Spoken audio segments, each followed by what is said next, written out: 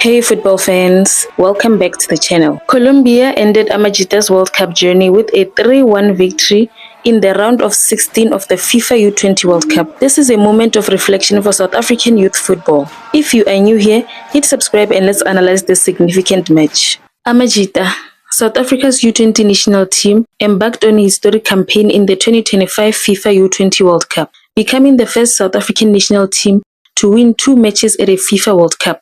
They secured victories against the USA and France in the group stage, showcasing their potential on the global stage. However, the round 16 against Colombia was a crucial test, with both teams fighting for a spot in the quarterfinals. On October 8, 2025, at Estadio Fiscal, Colombia delivered a dominant performance, defeating Amajita 3-1. Neisser Villarreal scored twice, first in the 18th minute and again in the 68th minute, while John Kanchimbo added another goal in the 80th minute. Aseko Tiwani managed a consolation goal for South Africa in the 90th minute, but it was too little too late. Colombia's victory marked their advancement to the quarterfinals, ending Amajita's campaign. The match was a testament to Colombia's strength, with Villarreal emerging as a standout player. For Amajita, despite the loss, their journey highlighted the progress of South African youth football. Coach Raymond Mdaga and players like Tiwani expressed pride in their achievements,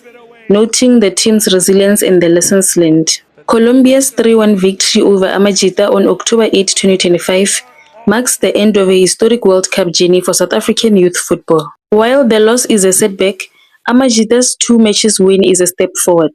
The defeat highlights the challenges of competing at the highest level, but also the potential for growth. Colombia's performance, led by Neisser Villarreal, highlights the importance of individual brilliance and team strategy. This event reflects the highs and lows of supporting a national team. The conversation is a mix of disappointment and pride, with some fans calling for investment in youth development, while others are celebrating Amajita's achievements. It's a reminder that while the journey ends, the lessons and memories remain. Amajita's campaign, despite ending in the round of 16, sets a benchmark for future teams. The coming years will be crucial for building on this experience, potentially influencing young football programs and national morale. It's a moment of reflection for all of us on how we support and develop our youth talents. Colombia's 3-1 victory over Amajita ends their World Cup journey, but it's not the end of the story. It's a call for us to reflect on their achievements and look forward to the future of South African youth football. What do you think?